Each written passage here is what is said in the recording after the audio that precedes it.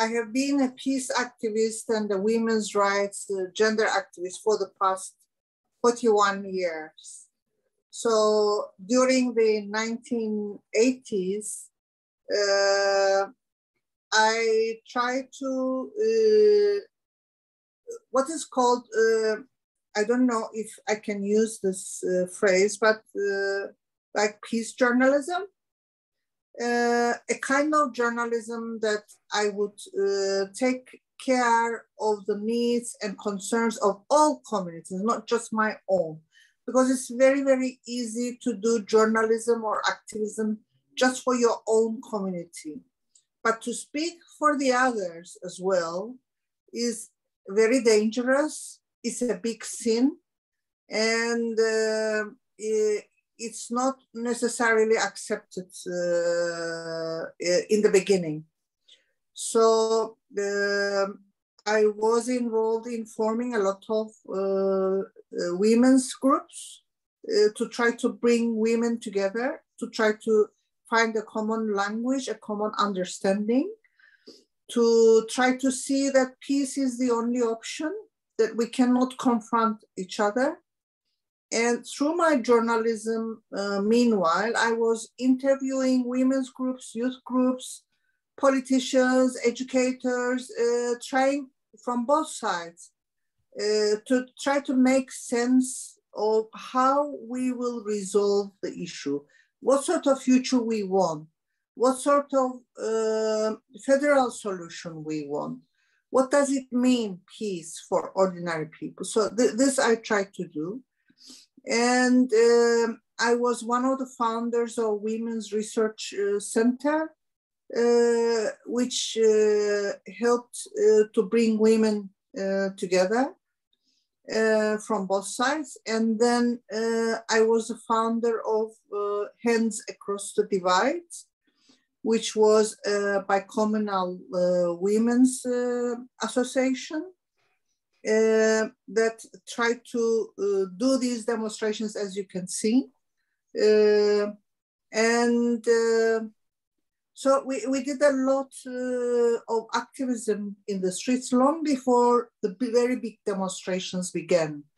And in the beginning, people were looking, what is this, what is that? But finally, people got the message. I mean, that what we were doing was for peace, for nothing else.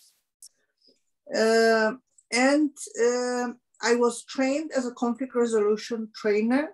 I was one of the trainers group for peace. And we formed our own groups to train people to have a dialogue instead of confrontation.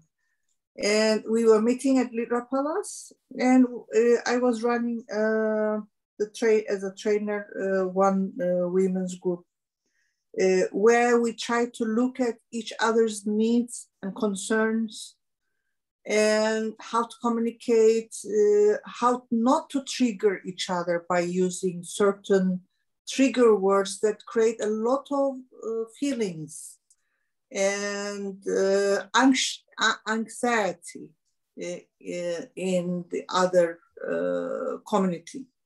So we try to learn what lies under those words and what sort of alternative words we can use so we can relax in each other's company. And imagine all of this was happening when the checkpoints were sealed and there was no crossings. This was before 2003. Only from 74 until 2003, we couldn't meet in Cyprus. It was very rare we could meet in Litra Palace Hotel on the buffer zone or in Pila, which was a bicommunal village. And it was very difficult to cross, and police would follow us and question us. And we would be harassed in the newspapers. We would be called names.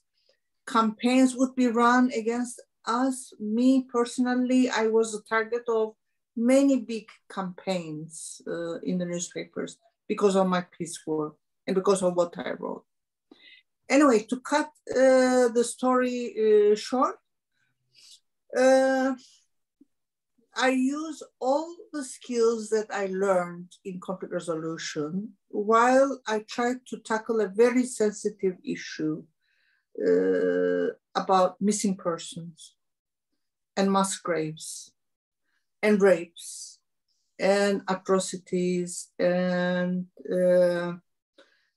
when I began writing, I called the series Oysters with the Missing Pearls, because I realized when somebody is missing from a home, it's like a pearl has been taken and nothing can replace it. And its emptiness fills the whole life, and the whole life of the families become paralyzed. They just wait. They need to see proof of death. Otherwise, they don't believe that they are dead. They think they are alive somewhere. They are living. They are locked up somewhere. So you need to find proof. And what is proof? Proof is the remains. You need to find the burial site. You need to find the remains and identify them with DNA, and then give them back the remains to bury so they can have a grave. But the thing is, both sides hide the graves. Why? Because when you hide the grave, you hide the crime. When you hide the crime, you hide the criminals. And each side protect their own criminals. Here, this is one place I showed with the help of my readers in Vadili. It's a big well. It's a deep well. It was like 33 meters. And one of my Turkish Cypriot readers showed us. And this guy, without realizing in 1974 that it was through partition, because Cypriots didn't really realize what was happening in 74, that it was a war for partition, and that there would be population exchange, and it would be clear Greek Cypriot majority and Turkish Cypriot majority, the two sides, and that the partition would be sealed and that there would be no crossings and no communication, because that was the aim. So nobody realized this. So people who left their homes, they left their animals. They wanted to go back and take care of their sheep or their goats, and they got caught. Like this guy, this particular well was the well where Greek Cypriot called Mihalis Pekri was buried. He went back, he was a big animal farmer. He had a lot of animals. But when he left, all his Turkish Cypriot friends shared his animals. The one took 10, the other took 5, the other took 3, whatever. So when he came back, they were really upset that he came back. And they went and complained about him to a Turkish commander. The Turkish commander said, I don't know him. You know him. You know if he's good or if he's bad. So you judge him and do what you like. And they judged him in parentheses and decided to kill him and bury him in this well. So after many, many years, some of my readers showed me this well, and when they was digging, they found his remains. And when I say they, I mean the Cyprus Missing Persons Committee, which is the official committee. I have nothing to do with the Cyprus official Missing Persons Committee. I'm an investigative journalist and a peace activist. I do things not as part of any project. I don't get funded for what I do. I only have my very modest, very small wage from my newspapers. And I do it as a humanitarian task. This is another story of 17 Greek missing from Greece, and 13 of them I found with the help of my readers, and I really had to struggle for digging to be done in the place where they were. So if we can move the PowerPoint. This is another place we showed with the help of my readers around Kyrenia, and in a place called Kömürcü, where the remains of 5 missing persons were shown by my readers. And can we move? This is Karpaz area, and 6 Greek Cypriots were found in this mass grave. And this is 3 Turkish Cypriots found in this well with the help of one of my Greek Cypriot readers. And they were killed in 1963-64.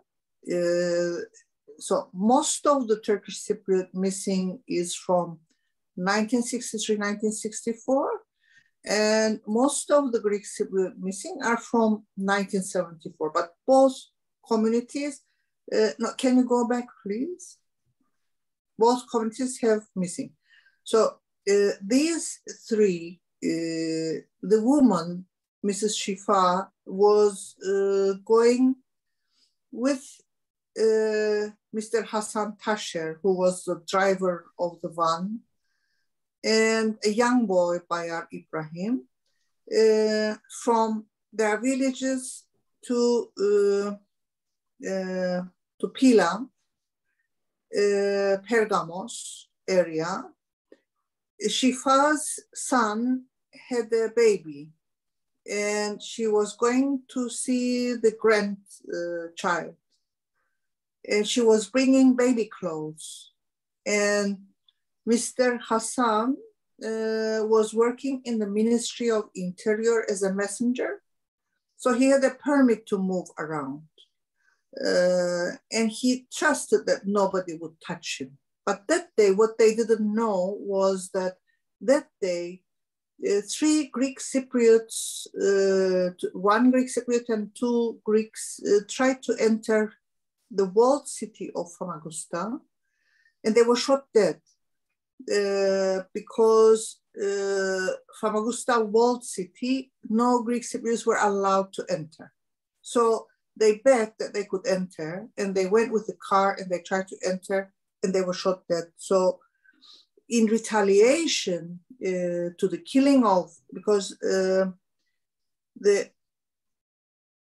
Greek Cypriot was the son of the chief of Nicosia police. And there were 2 Greek officers with him who were killed.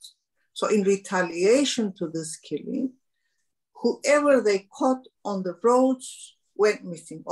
Many Turkish Cypriots went missing, at least 30, 40 in that day and following 11 May, 12 May, 13 May.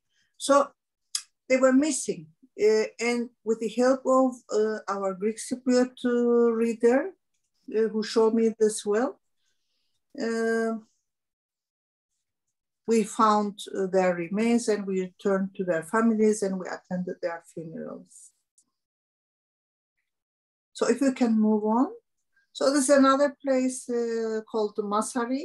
We found, with the help of my Turkish Cypriot reader, we found 6 missing persons. If you can move on, please. This is, again, 1963 missing, 3 Turkish Cypriots, and we found them in this well in Paralemni. This is a meeting we have. I also have to tell you that I introduced for the first time in our history the relatives of Turkish Cypriots and Greek Cypriots who have missing. And I told them, you have the same pain, you have many things in common. And so I helped them to form this association called Together We Can. it's a bicommunal relatives of missing persons and victims of war. And they work together. And this is one meeting we had with the Cyprus Missing Persons Committee, where they told their stories and they demanded knowledge of what happened to their loved ones.